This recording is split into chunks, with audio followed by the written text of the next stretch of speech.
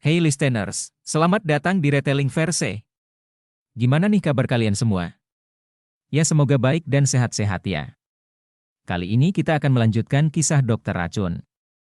Tanpa basa-basi mari kita mulai.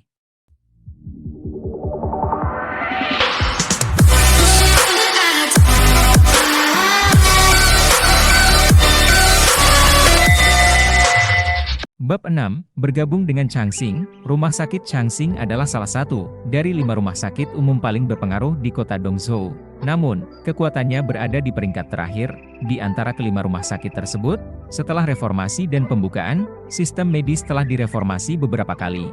Dan kelima rumah sakit besar yang dapat berdiri tegak di kota Dongzhou, masing-masing memiliki keunggulan mereka sendiri.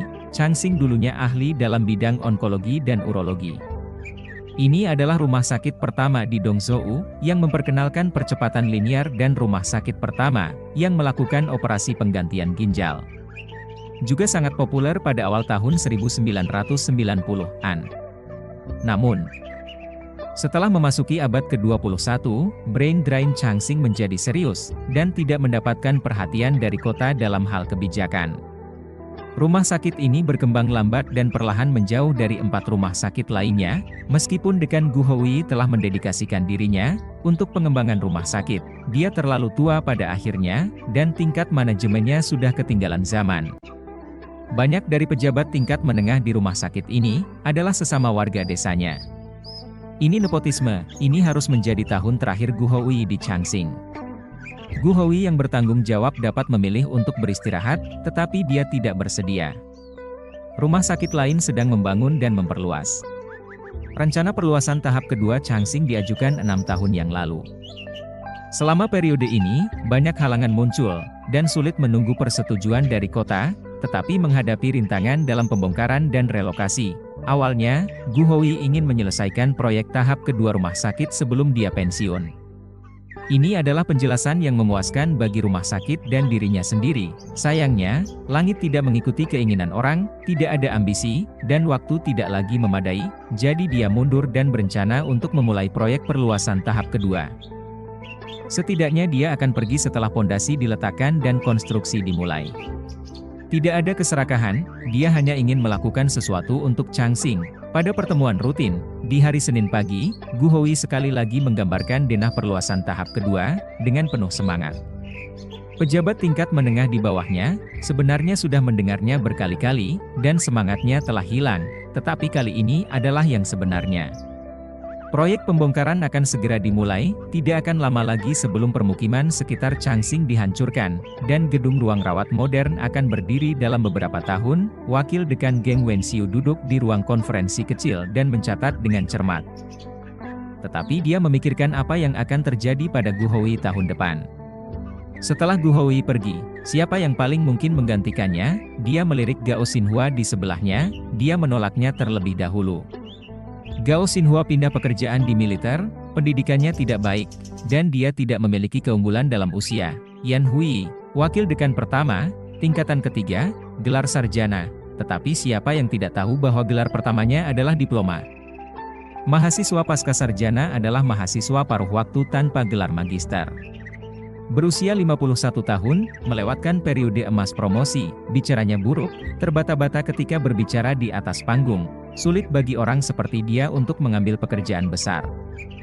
Qin Guoliang, Direktur Departemen Kardiologi, Doktor Kedokteran, seorang elit yang direkrut oleh rumah sakit dengan banyak uang. Wakil presidennya hanya gelar kehormatan, dan Departemen Kardiologi terlalu sibuk untuk mengurus rumah sakit.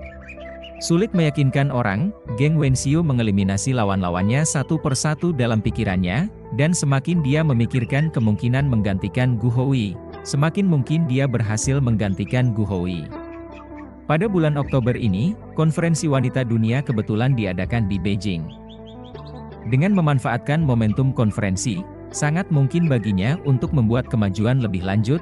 Geng Wenxiu sangat asyik memikirkan hal ini sehingga dia bahkan tidak mendengar Guohui mengumumkan akhir pertemuan.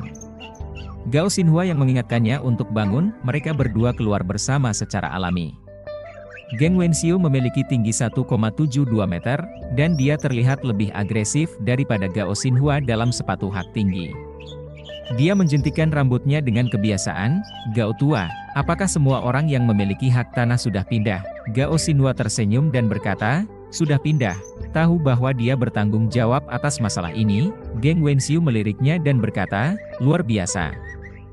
Anda bisa mengatasi orang tua yang keras kepala di Hui Chuntang?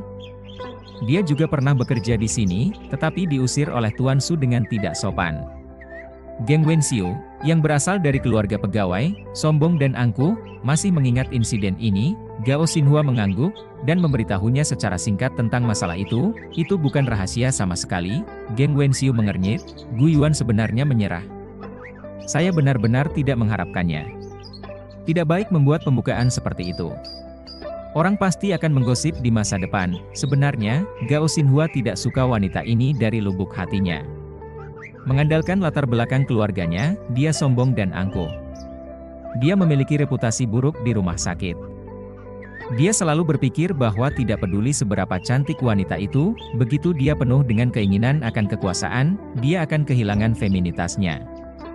Wanita tidak lagi cantik atau dominan. Gao Xinhua berpura-pura lupa sesuatu, berbalik dan berjalan menuju ruang konferensi. Dia tidak setuju satu sama lain dan lebih suka mengambil 2 langkah tambahan daripada berjalan dengannya. Setelah berjalan beberapa langkah, telepon berdering. Itu adalah Su Changshan yang menelepon. Bagaimanapun juga, dia masih khawatir tentang cucunya. Hari ini adalah hari pertama Su Chunliang melaporkan diri ke rumah sakit.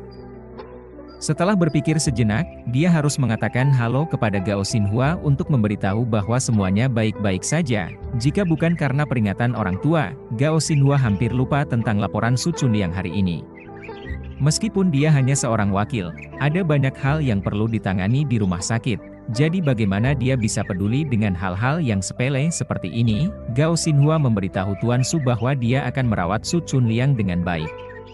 Dengan dia di rumah sakit sepanjang hari, Su Chunliang tidak akan dibully. Hari ini adalah hari bagi karyawan baru untuk melaporkan diri secara kolektif. Semua orang akan melapor ke Departemen Sumber Daya Manusia terlebih dahulu. Menurut rutinitas, akan ada pemeriksaan fisik masuk dan pelatihan intensif. Kemudian Departemen Sains dan Pendidikan akan mengatur pelatihan rotasi departemen untuk mereka. Su Chunliang adalah salah satu pengecualian. Dia hanya memiliki pendidikan SMA, tetapi di antara begitu banyak pendatang baru, dia satu-satunya yang memiliki status pegawai resmi. Untungnya, tidak banyak orang yang tahu tentang hal ini. Tentang pengaturan Su Chunliang, rumah sakit juga telah berpikir keras tentang bagaimana mengatur pekerja. Su Changshan pasti tidak dapat menjelaskan, tetapi dia tidak memiliki gelar sarjana dan tidak memiliki sertifikat kualifikasi dokter. Setelah memikirkannya, satu-satunya cara adalah dengan memperkenalkan bakat khusus. Buat keributan tentang hal itu, Hui Chuntang adalah merek berusia panjang di Jiangzhou, dan Su Changshan adalah pewaris genetika tak benda. Berdasarkan petunjuk ini, Su Chunliang diberi gelar pewaris genetika tak benda. Masukkan seorang siswa SMA yang lebih memilih untuk berhenti di rumah sakit umum ini di Changxing. Meskipun Departemen Pengobatan Tradisional Tionghoa tidak memiliki rasa keberadaan, Zhu Mingyuan, kepala dokter, masih memiliki beberapa prestise. Ada alasan lain mengapa dia bereaksi begitu keras. Dia percaya bahwa depresi Departemen Pengobatan Tradisional Tionghoa dan keberadaan Hui Chun Hall sangat berhubungan dengan hal itu. Banyak pasien-pasiennya kemudian pergi ke Hui Chuntang, dan dia juga mendengar banyak rumor bahwa Su Changshan tidak sehebat yang dikatakan. Di mata Zhu Mingyuan, Su Changshan adalah dukun pengobatan.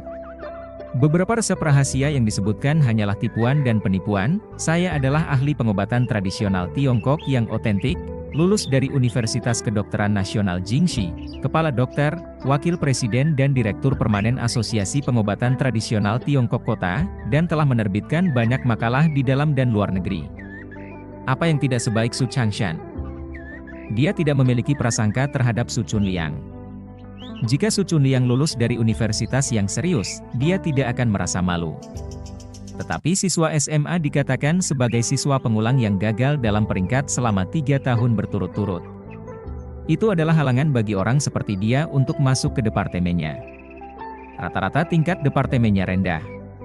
Sebagai direktur Departemen Pengobatan Tionghoa, dia tidak bisa menghadapi orang seperti ini. Ma Homei, kepala Departemen Personal, juga sangat kerepotan dengan masalah ini. Pengaturan staf berada di Departemen Pengobatan Tionghoa, tetapi Departemen Pengobatan Tionghoa menolak menerimanya. Departemen Administrasi entah penuh atau kelebihan staf. Dan lonceng harus diikat. Saya tahu anak ini adalah wakil Presiden Gao.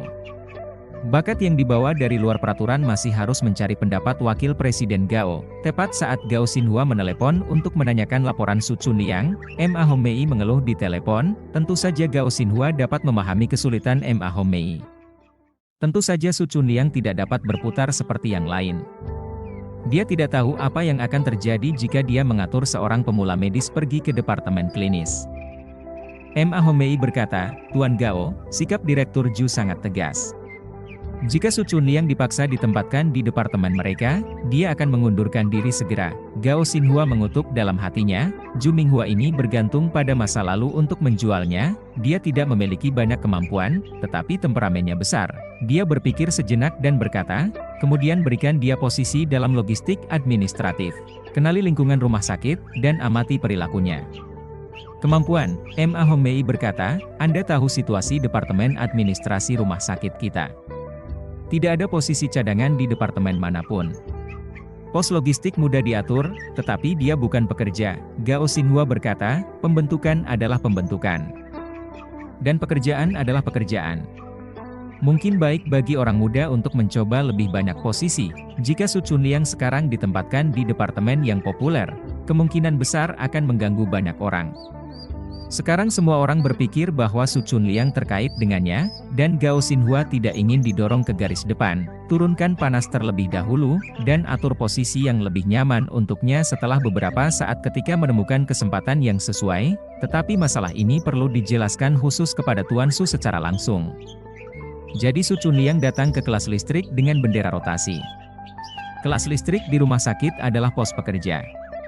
Karena Ma Hongmei menjelaskan dengan tegas bahwa Pan Mingming, Kepala Departemen Sains dan Pendidikan, secara pribadi membawa Su Chunliang ke kelas listrik. Dia juga secara khusus menekankan bahwa pemula ini datang ke kelas listrik.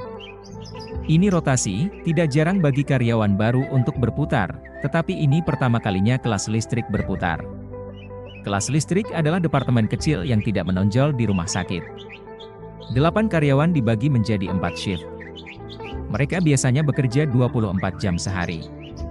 Perilaku mereka juga diabaikan. Hanya monitor Jia Suegong yang lulus dalam teknik elektro, dan 7 orang lainnya dipindahkan dari dalam rumah sakit, dan mereka tidak bisa melakukan pekerjaan teknologi tinggi apapun. Pekerjaan sehari-hari utamanya tidak lebih dari mengganti bola lampu, menarik sakelar, dan tugas-tugas kecil lainnya, yang pada dasarnya memerlukan bantuan dari luar. Hari ini adalah hari shift untuk monitor kelas, Jia Suegong dan Xiao Feng. Ketika Pan Mingming membawa Su Chunliang, mereka sedang meneliti saham. Di Changxing, mereka termasuk kelas bawah, dan pendapatan mereka tentu saja tidak sebanding dengan staf medis. Untungnya, mereka memiliki banyak waktu luang. Ketika mereka libur, mereka akan melakukan pekerjaan paruh waktu untuk melengkapi pengeluaran keluarga mereka. Xiao Feng biasanya mengantarkan makanan, sementara Jia Suegong membuka warung sayur yang diolahnya sendiri. Meskipun sedang bertugas, sebagian besar waktu mereka tidak memiliki tugas apapun, dan mereka baik bertransaksi saham atau berbicara ketika sedang tidak sibuk. Setelah Pan Mingming pergi, Jia Suegong memperkenalkan situasi Su Chunliang di kelas listrik. Kedatangan Su Chunliang merusak keseimbangan sebelumnya, dan sulit diatur. Su Chunliang direncanakan untuk bekerja pada shift hari biasa dan beristirahat pada akhir pekan. Sebelum pergi, Pan Mingming memanggil Jia Suegong ke samping dan memberitahu dia dengan sopan bahwa Su Chunliang terkait dengan dekan Gao, agar menghindari penindasan terhadap siswa di kelas listrik. Jia Suegong tidak memahami intinya, jadi dia tidak berani mengatur pekerjaan apapun untuk Su Chunliang, bahkan tidak menyusahkan Su Chunliang dengan hal-hal kecil yang seharusnya dilakukan oleh pendatang baru, seperti melayani teh dan menuangkan air. Shift kelas listrik seperti pintu berputar, dan pikiran semua orang tidak ada pada pekerjaan, karena semua orang tahu bahwa Su Chunliang memiliki seseorang di atasnya yang akan segera pergi, dan tidak ada yang bisa membuatnya sulit. Tugas utama Su Chunliang sekarang adalah menjawab telepon. Kemungkinan besar, konten panggilan adalah bahwa lampu di departemen tertentu rusak, dan departemen tertentu telah terputus. Pada dasarnya, dia sedang membuat secangkir teh dan duduk di sebelah telepon sepanjang hari. Su Chunliang juga tidak sibuk ketika dia sedang tidak sibuk, dan memintanya untuk pergi bekerja bersamanya. Biasanya ketika saya keluar bekerja, satu orang memegang alat dan yang lain membawa tangga. Karena ada terlalu banyak Su Chunliang, monitor Jia Suegong hanya bisa memegang tabung lampu. Bab 7 Hantu Takut Orang Jahat. Departemen yang perlu mengganti lampu kali ini adalah Departemen Medis. Departemen Medis Rumah Sakit Changxing terletak di lantai 3 gedung kantor administrasi. Direktur, Yo Wenbin, adalah teman seperjuangan dari dekan Gu dan kader yang dipromosikan oleh Gu Hoi. Di mata semua orang, dia adalah keturunan langsung Gu. Yo Wenbin dulunya adalah ahli bedah toraks dan dokter utama. Dia baru saja menjadi direktur Departemen Medis selama setengah tahun. Alasan mengapa dia meninggalkan kedokteran dan beralih ke politik bukan karena pimpinan mendukungnya. Alasan mendasar adalah dia tahu bahwa posisi direktur Departemen Persaingan tidak ada harapannya, dan dia tidak ingin berada di bawah orang lain. Jadi dia mengambil inisiatif untuk menemui dekan Gu Hoi untuk berkomunikasi secara pribadi. Di kantor medis, Yo Wenbin memiliki sedikit seringai, bicaranya tergagap-gagap, temperamennya lemah, dan tidak memiliki hubungan sosial yang luar biasa. Berkat bantuan teman sekelompoknya, dia berhasil menjadi direktur Departemen Medis. Saat pertama kali menjabat, dia merasa puas menjadi pejabat, tetapi tidak lama kemudian dia menyadari bahwa posisi direktur Departemen Urusan Medis bukanlah sesuatu yang bisa dilakukan orang biasa dengan baik. Ketika saya masih menjadi dokter, saya pikir Departemen Medis hanya merupakan departemen yang bersahabat. Meskipun pekerjaan saya adalah mengurus manajemen medis, sebenarnya lebih banyak berurusan dengan sengketa medis dan gugatan medis. Pada dasarnya, saya bukan pihak yang terlibat. Cukuplah untuk membentuk zona buffer di antara mereka. Jika bisa diselesaikan secara pribadi, rumah sakit akan membayar. Jika tidak bisa diselesaikan, akan ada pengadilan. Senang memenangkan gugatan. Jika kalah, rumah sakit masih akan membayar. Tidak lama kemudian dia menemukan bahwa departemen ini tidak semudah itu. Sebagian besar pasien yang datang mengeluh memiliki sifat panas dan agresif. Di mata pembela hak, siapapun di rumah sakit adalah musuh bersumpah mereka. Dalam proses koordinasi, adalah hal yang umum untuk dipukuli dan dihina. Yang paling membuat frustasi adalah bahwa pasien-pasien ini tidak mengerti, dan itu saja. Bahkan dokter-dokter di rumah sakit ini tidak mengerti. Terlalu lemah, dan bahkan mengatakan bahwa lengan mereka berputar keluar. Bagaimanapun, mereka bukan manusia di dalam maupun di luar. Yo Wenbin bekerja selama setengah tahun, dan akhirnya mendapatkan beberapa trik. Kantor medis adalah titik pertemuan konflik antara dokter dan pasien. Api di pintu gerbang kota menyebabkan Ciu menderita.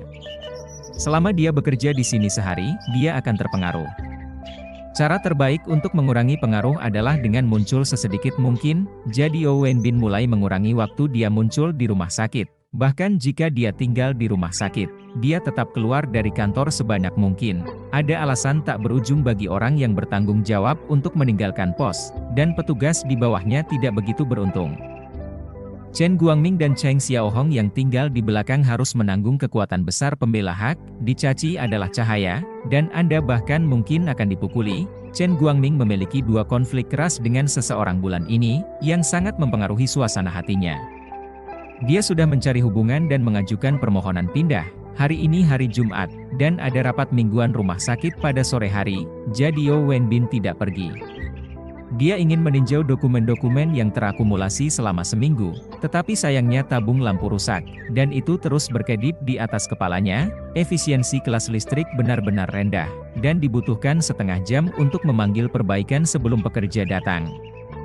Xiao Feng, yang berjalan di depan, membawa tas alat, diikuti oleh Su Chunliang, yang membawa tangga, dan pemimpin kelas, Jia Suegong, berjalan di belakang, memegang dua tabung lampu di tangannya. Melihat betapa santainya mereka, Yo Wenbin mengumpat secara diam-diam di dalam hatinya. Dibutuhkan 3 orang untuk mengganti tabung lampu.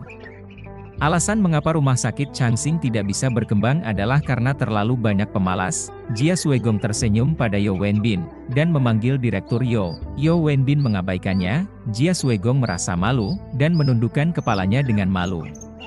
Di rumah sakit, Pekerja logistik ini adalah warga negara kelas ketiga, dengan pendapatan rendah dan status rendah. Dan tidak memiliki rasa eksistensi, Su Chunliang dapat melihat dengan jelas dari pinggir lapangan bahwa pada era ini, slogan kesetaraan untuk semua diumumkan dengan keras, tetapi pada kenyataannya masih ada 3 atau 6 atau 9 tingkatan. Jangan melihat Yeo Wenbin sebangga 25.800 di depan mereka, lihatlah dia menundukkan kepala ketika dia lebih tua darinya, sepatuh seperti cucu penurut. Jia Suegong memberinya instruksi untuk menyiapkan tangga, Su Chunliang bertanggung jawab untuk membantu tangga, Xiao Feng naik untuk mengganti tabung lampu, tetapi pada saat ini dia sakit perut dan mengatakan bahwa dia harus pergi ke kamar mandi sebelum bekerja. Yeo Wenbin tidak bisa menahan api lagi. Ada apa dengan mengganti tabung lampu begitu banyak? Benar-benar keledai malas yang menggiling banyak dan air kencing. Jika bisa dilakukan, lakukanlah. Jika tidak bisa dilakukan, keluar. Xiao Feng memerah karena dipanggil, tetapi dia terburu-buru, dia tidak bisa menahannya, berbalik dan bergegas keluar. Jia Suegong tidak berani mengatakan apa-apa, tetapi Su Chunliang tidak bisa mendengarkan lagi. Departemen medis Anda benar-benar mengatur banyak hal. Mengendalikan langit dan bumi, dan kentut, dua petugas departemen medis tidak bisa menahan tawa ketika mendengar apa yang dia katakan, bawahan itu tersenyum, dan Yeo Wenbin tidak bisa menahan wajahnya. Dia menunjuk pada Su Chunliang dan berkata, "Siapa kamu? Bagaimana cara bicaramu? Percayakah kamu kalau saya akan memanggil kepala bagianmu di sini?" Jia Suegong berkedip-kedip matanya dengan putus asa pada Su Chunliang. Anak ini tidak tahu seberapa tinggi langit dan bumi. Untungnya, seseorang masuk pada saat ini, mengalihkan perhatian Yeo Wenbin. 3 pria kuat masuk dari luar. Pemimpinnya memiliki kepala botak yang dicukur, bahu lebar dan pinggang bundar. Kalung emas besar tergantung di lehernya yang tebal. Lengan-lengannya ditutupi dengan tato berwarna-warni.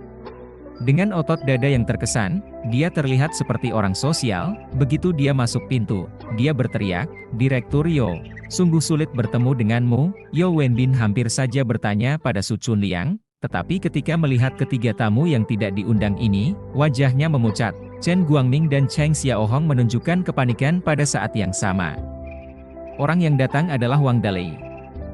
Kemungkinan kondisi telah dijelaskan dengan jelas, dan mereka juga menandatangani formulir persetujuan, tapi setelah operasi, Wang Dalei memulai mode perlindungan hak yang gila.